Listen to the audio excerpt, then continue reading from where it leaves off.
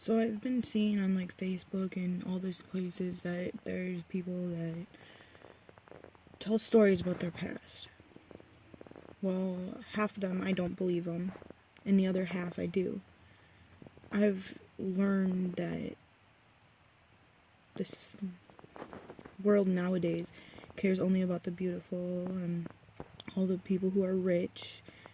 Like, you could be the ugliest piece of shit on the planet, and just because you're rich, people would care. Well, I'm done with the bullshit. I get sick a lot. Like, a lot. To where I can barely go to school. I've missed probably a good month of school already, and it's only like December. I missed a good month by mid semester, and my mom thinks that, well, let me start from the beginning. When I was born, I was a month early, and had to stay in the hospital for a month or so, like longer than a normal baby would, because I was so small. My older cousin, who's 22 now, I think she's either 21 or 22. No, she's 20. And she had to give up all her baby clothes for me. And we were really close throughout our childhood because she was part of a side of the family that my mom had to let me see because my father was never around. He was in and out of my life after about my first birthday. And he moved when I was like 7. Well, no, I was younger, but he moved to Texas to be with his older son that he didn't know he had. And then when he came back, everything literally changed. I went from being able to handle and have depression to where I could literally handle it. It wasn't even slight, it was like slight, and it was the normal amount that everyone gets.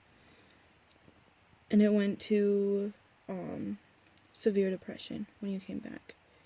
I got a little sister now that I love dearly and I cannot live without. But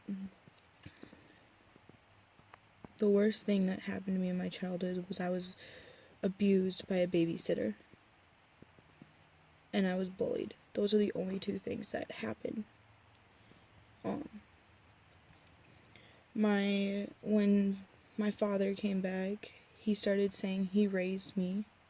He started saying all this bullshit that literally everyone could see the lies.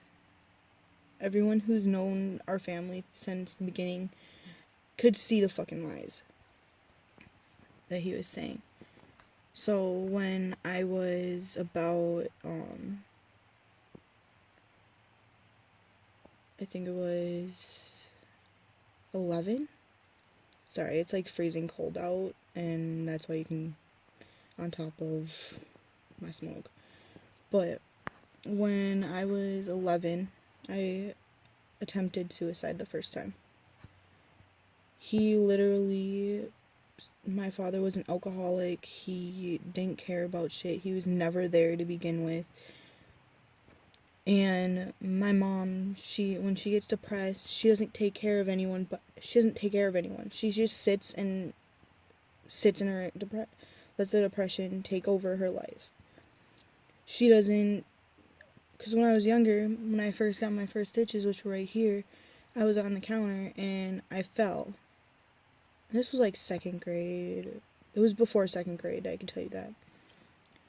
And she only noticed because I was sitting there bawling my eyes out, and she happened to look up and see that I was holding my chin and I had a whole bunch of blood just dripping from my chin. That's the only way she noticed, because she was sitting, and she should have noticed, like, right away. She should have jumped up and shit. But I was sitting there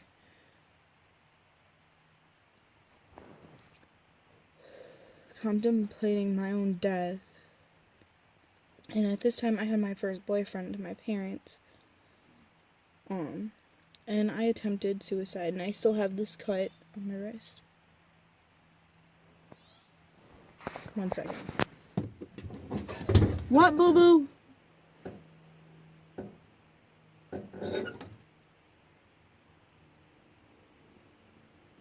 Boo boo, stay inside. I'll be in a minute.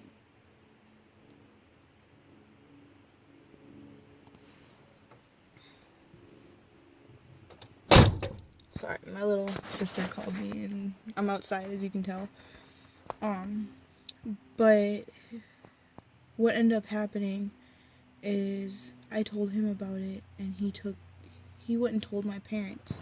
That made it 10 times worse and made my depression go from bad to severe.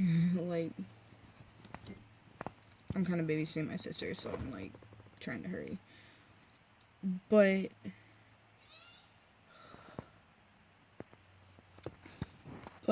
it's like, he told my parents, it got worse, and it just went downhill from there. They stopped trusting me. They started talking to my older sister, which isn't even my sister anymore. And they started thinking I was out doing drugs and shit like that. Well, a couple of years go by, and the school, I date another person, and the school goes and finds out that we broke up badly, and he told the school that I was gonna kill myself by my 16th birthday and all this shit. And I got bullied for that, on top of being bullied for smelling and shit, like just being a normal human being going through puberty. And so I went and pretty much decided, I'm done. I can't take it anymore. I'm just done. And then that's how my life was I was sitting there, and I was a cutter. I had eating disorders. I did anything that could kill myself, and I couldn't. So then, about 9th grade, on August 5th, I was asked by who I thought at the time was my grandfather to have sex with him because he hasn't had sex in a while. I said no, and he kept bringing up that he could easily rape me. Well, about, I'd say, it was over a year from that.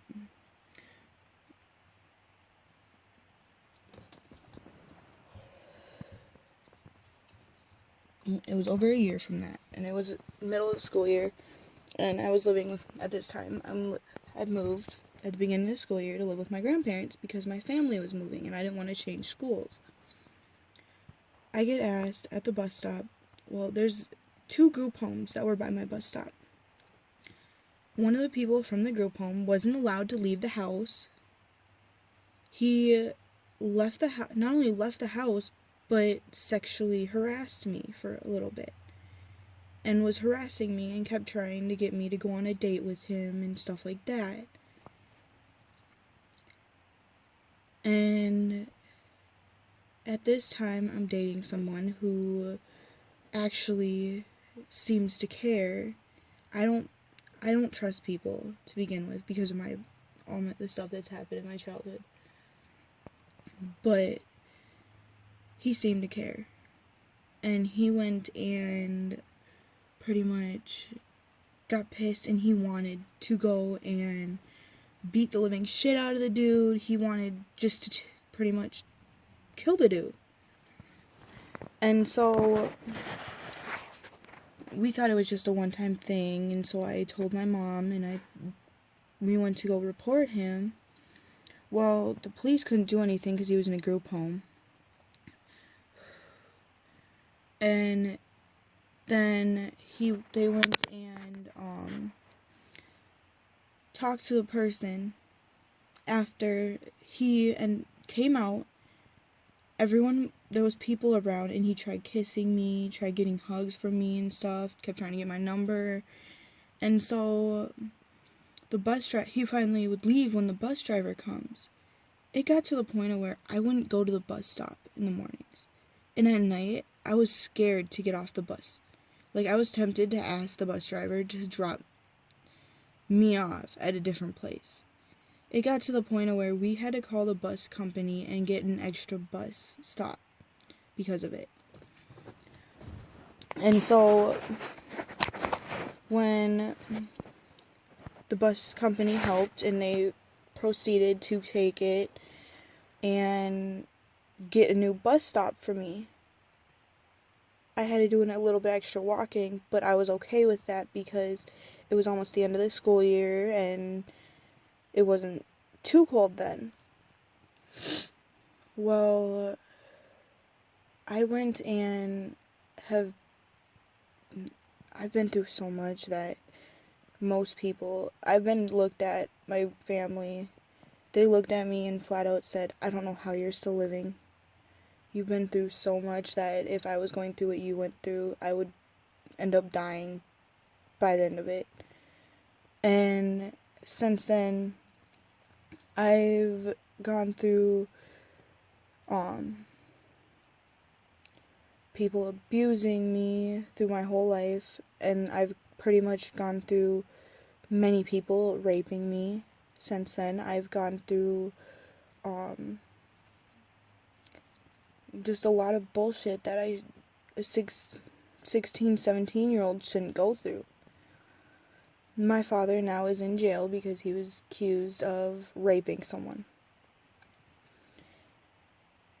And he's told me flat out that because of my age, I don't matter. My mom's told me the same thing, and it's just, I'm done with all the bullshit.